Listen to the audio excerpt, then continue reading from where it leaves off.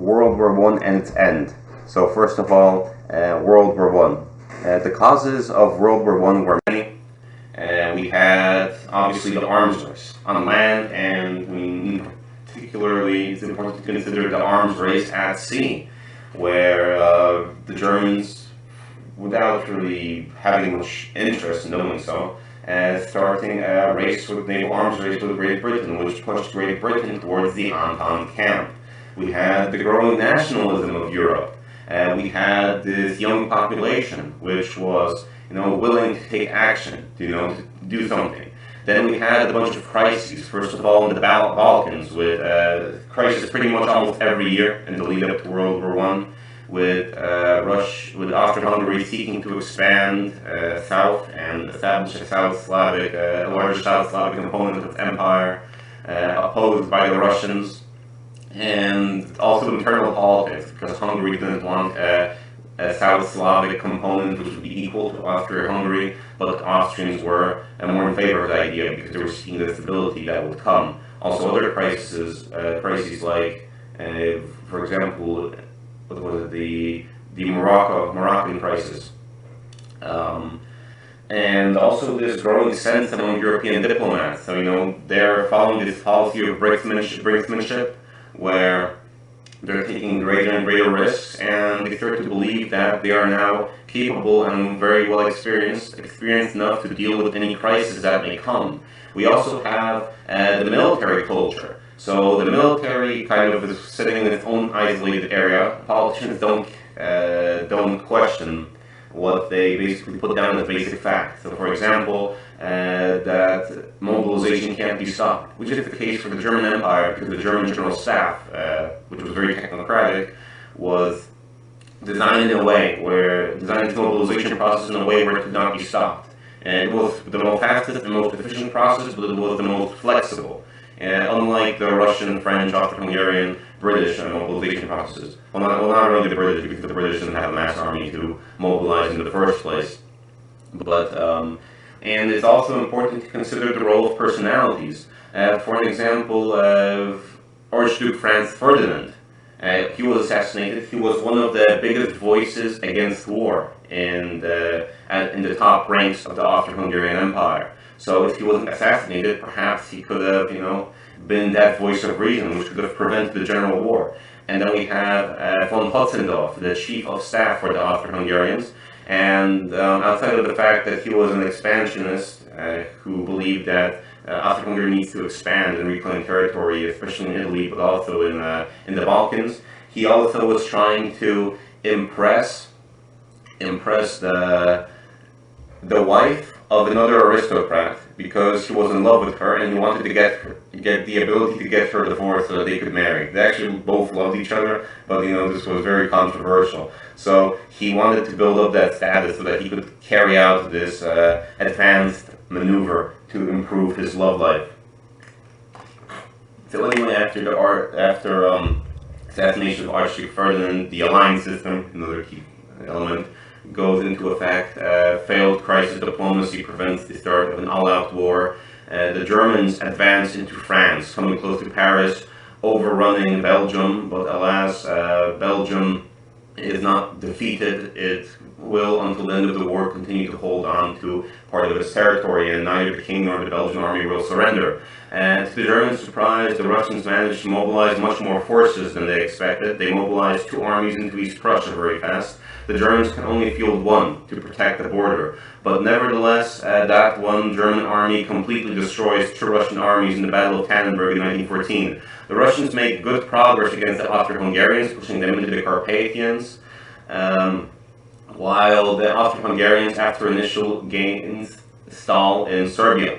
But by 1916, the situation in Russia completely changes hands. The Germans managed to basically collapse the Russian front, and the Russians get pushed out of Poland, and the entrance of Bulgaria into the war will allow Austria-Hungary to finally get rid of Serbia. Italy betrays its allies and starts the war with Austria-Hungary, which goes nowhere, which is going to sit in a stalemate for 3 years, and which is exactly what's happening on the Western Front. And this is where after, and of course there's a lot of details to the war, what's going on in Africa, what's going on in the Pacific to some extent, but we ain't got no time for that. So, in 1918, the Brest-Litovsk Treaty is signed right at the beginning, and the new communist authorities agreed to peace with Germany. The Germans released troops to the west, and now they would have gained a significant number advantage over the Anglo-French, not for the fact that the Americans intervened, and they came very close to winning the war with their final spring offensive. And as a matter of fact, if it wasn't for the American Expeditionary Forces, it's very likely that Germany could have won the war at this point. But they didn't. German army collapsed, German army morale collapsed, and the Germans were forced to sign an armistice on the Western Front. And after this, we have a series of treaties going in. The Versailles Treaties collectively, which include the Treaty of Versailles and a number of other treaties. And now, this is the question, who are these treaties with? Because you got to know this for the exam. So, who was the Treaty of Versailles signed with? What Central Power nation?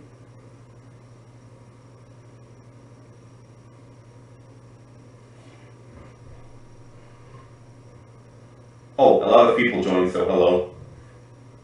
Come on, somebody tell me. Or you can write in the chat, you can say,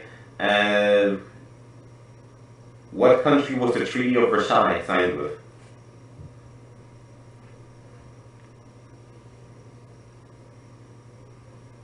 Yo, I apologize, tell me, what year? I'm sorry, what country?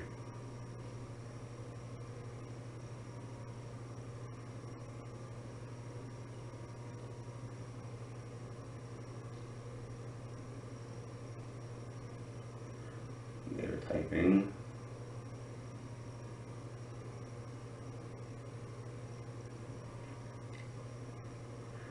Alright guys, I designed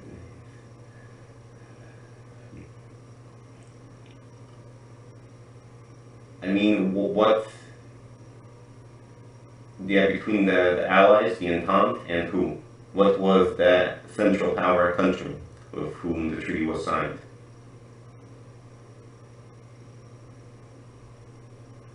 By the way, first of all, you guys, it's okay for you guys to speak. Yes, Germany, perfect. By the way, I'm going to say this right now.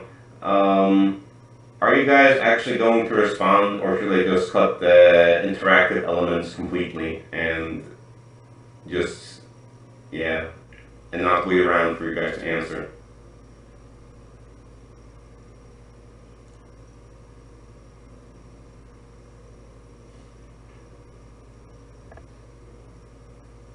What's the general stance on this from everybody? If it's quiet, you can just skip, yeah. Alright, what about the Treaty of Saint-Germain? Who was it signed with?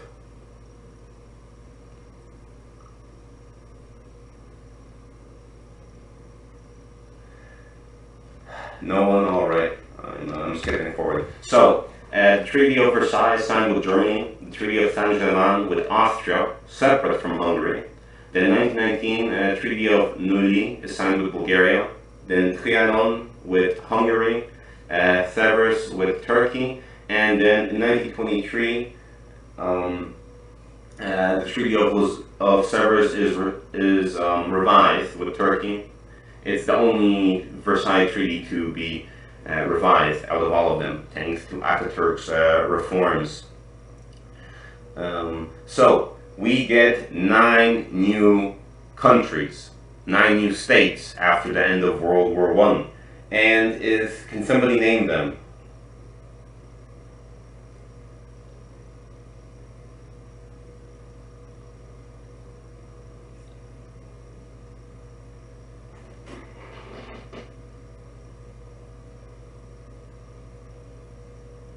Ishita, can you name them?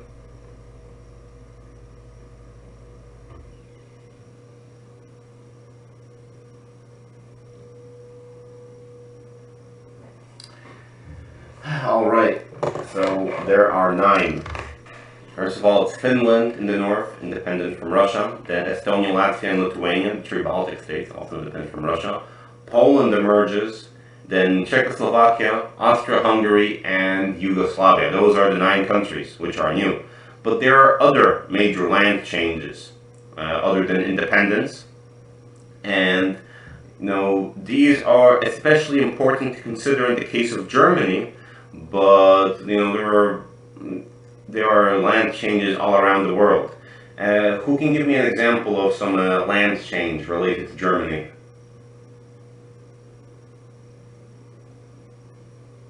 Yes, Alsace-Lorraine. And that tip of France, which joining into Germany, which you can see on the lower map, but is part of Germany on the higher map.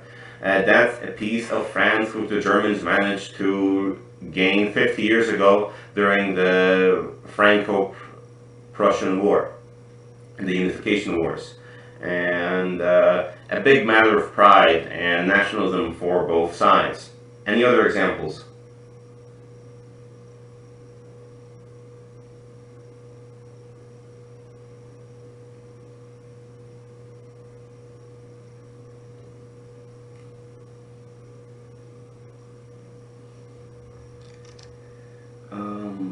All right.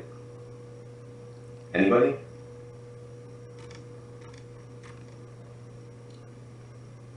Yes, in the Pacific, Japan gets that. But all right. So basically, North Schleswig. There's a plebiscite held, and North Schleswig decides to go back to Denmark, like as it was 50 years ago. Alsace-Lorraine, and of course there's a number of major changes in Poland. First of all, Danzig becomes a free city, or Gdańsk in Polish, despite having 90% German population. The Polish corridor is given to the Poles, so that area allowing them to access the sea, and Upper Silesia as well. Then the Sudetenland given to Czechoslovakia, Eupen and Malmedy, that's territory that goes to the Benelux states. And then Germany is forbidden from reuniting with Austria, or Anschluss, and the Rhineland is demilitarized, so no German troops can go to the border area with France under any circumstances. So there's a number of problems with these land changes, which made the Germans in Germany pretty angry. First of all, it's revised Germany's eastern border, while Germany had assumed that any treaty it signs will only be effective for the West and its western borders. And second of all, you can see immediately that this is not fully following the principle of self-determination, because while we had that followed in cases like Upper Silesia or North Schleswig, we have examples like Gdańsk or Memel, which I forgot to name. Memel went to Lithuania, a city in East Prussia. But anyway, we have situations like Gdańsk / Danzig, or the Sudetenland, or this forbidden Anschluss with Austria, which is clearly a violation of the Germans' right to self-determination, as was defined by Wilson and the Entente. But okay, obviously the land changes weren't exclusive to Germany. Can anybody name some other land changes around the world which didn't affect Germany or affected German colonies?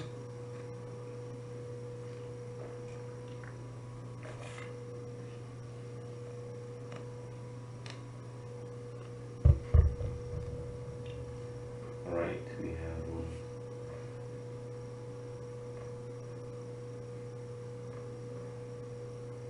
We have one answer being typed.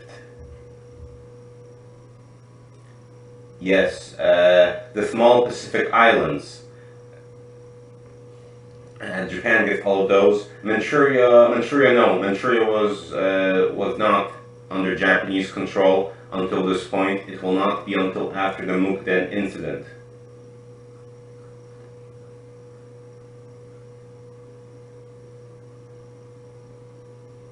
Which will occur in around 15 years. The Japanese unequal treaties were revised well before World War I. As a matter of fact, by the time of World War I, Japan was pretty much treated on the diplomatic stage as an equal to the Europeans. Of course, we still had, racism, obviously, but regardless, Japan at this point is already considered an equal. It established itself as a great power in in the Russo-Japanese War in 1904-1905, where they defeated the Russian Navy and the Russian Army in the Far East. Exactly. The Ottoman Empire and Austria-Hungary. The Ottoman Empire falls apart. Most of its territories become mandates, Category A mandates for the League of Nations. Syria under French control. Lebanon, modern day Israel, Palestine go to the British, and then of course there are major changes in former Austria-Hungary. So the Italians gain land from Austria, not as much as they would want, but some of it. You can see how much bigger Romania got because they got all of Transylvania, which was mainly ethnically Romanian, but was before this point a part of Hungary. And if you look at Greece, you can see that Greece becomes a neighbor of Turkey, because that strip of land, which allows it to be a neighbor of Turkey, used to belong to the Bulgarians. And another important thing is that Namibia, modern-day Namibia, at this point Southwest Africa, is given to the South Africans, and they'll basically govern it as an extension of their own territory for the next 60 or 70 years. And the various colonies that the Germans had were given away. So the Pacific Islands, the Japanese, as we mentioned, and then the African colonies are given out to various states, primarily the French and the British, but also, for example, to Portugal. Anyway, you need to know all of these 9 states for your paper 1. You should definitely know that, as well as all of these peace treaties, and who they were signed with, because these are integral basic facts for your paper 1. Are there any questions at this point about the territorial land changes, or anything? Treaties?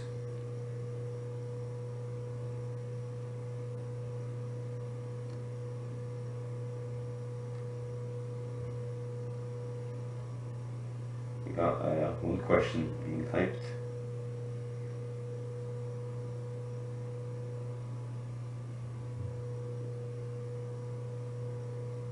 One question is being typed. Can we consider the new states as states in their own rights, like the other nations, or were they lacking in self-determination, or something compared to other pre-existing states? No. These states were fully independent. That's important to consider. So, obviously, they needed time to establish themselves. That's one thing to consider. Like, where's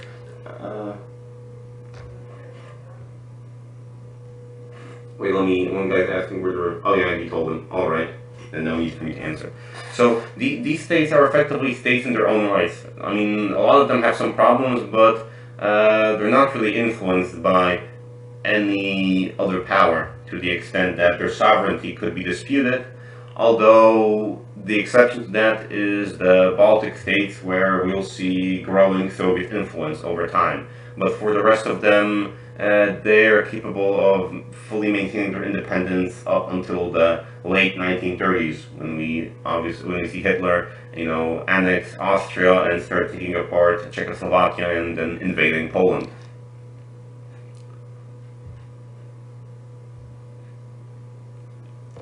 All right. So, in that case, I'll move on. And by the way, you guys can speak in the voice chat, because right? Because some people stopped speaking for some reason. Well, yeah, as I said, interrupt me at any point if you have something. But anyway, the victors of World War I.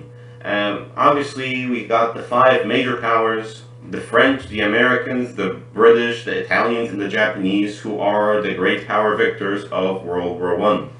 However, unlike the Europeans and the American, and America, Japan does not send its top executive to the conference. So its representative is not really an equal to all these people that the French, the British, the Italians, the Americans brought, and Japan doesn't have as much of an influence over the treaty, which is why we look at the four most influential people as the Big Four, and it's also worth considering that our Italian boy was the least influential among these, one way or the other. And now, who can name them? Who is the guy on the left?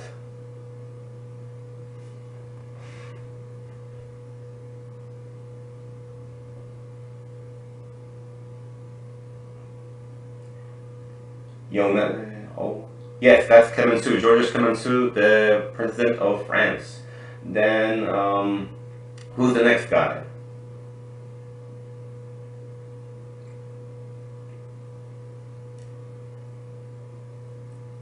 So, Nazarena, can you tell me who the guy next to Georges Clemenceau is? Oh, we've got people moving to answer.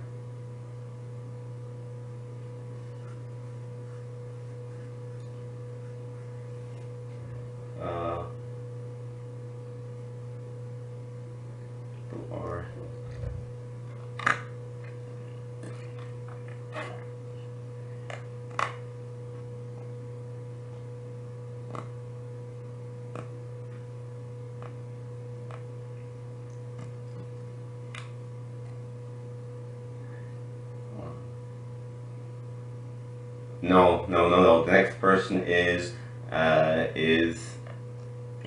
Woodrow Wilson, the American president. Responsible for the 14 points with the concept of self-determination, and also peace among equals, peace without victors, which are pretty important. And also, he pretty much helped single-handedly revive the KKK in the United States and resegregated the federal government, which before this point was one of the leading places in the United States for racial equality. So, and then our next guy, that is Lloyd George. And then our final guy is the Italian. Does anybody know his name?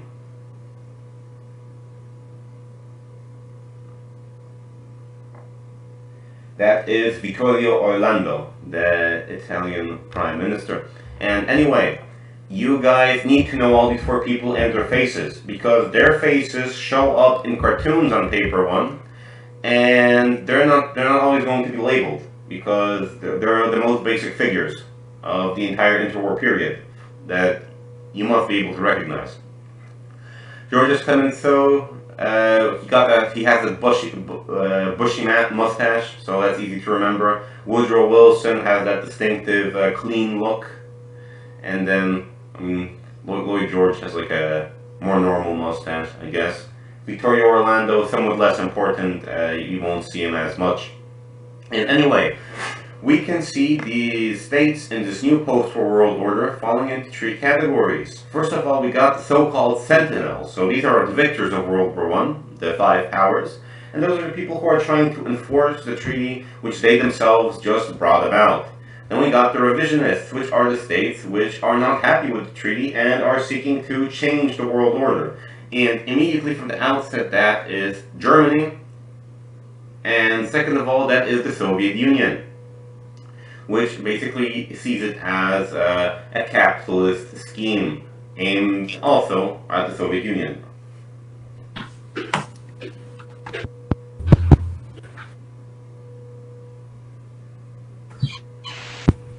Alright, and aside from that, we've got the third element. Those are all the new states, and they're seeking to establish themselves as, proper powers, find their place in this new world order, find their place in the world, and not get screwed over by the revisionists.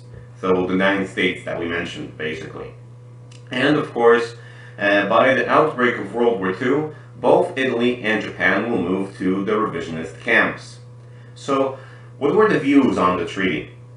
In general, the British government was pretty happy with the treaty, but your average British person was not. Um, and that was because they felt that the treaty was unfair, because the British public really bought these 14 points, these concepts of self-determination and peace among equals. And first of all, clearly this was not a peace among equals and without victors, that's one thing. But second of all, it violated the principle of self-determination, as we talked about. Land which was ethnically settled by Germans was taken away from the Germans. So the average British person is not a big fan of the treaty. The French, meanwhile, have the completely opposite opinion. Keep in mind that the French were hardest hit by the war. Their population was only like 2/3 of Germany's, so casualties, so every man killed was a much bigger loss to them. Their population was not as young, which made also every man killed a bigger loss to them. And they were also big rivals with Germany for the past decades. They saw them as an existential threat for decades, and they were worried that Germany might emerge to threaten them again. And well, in 1940, it did.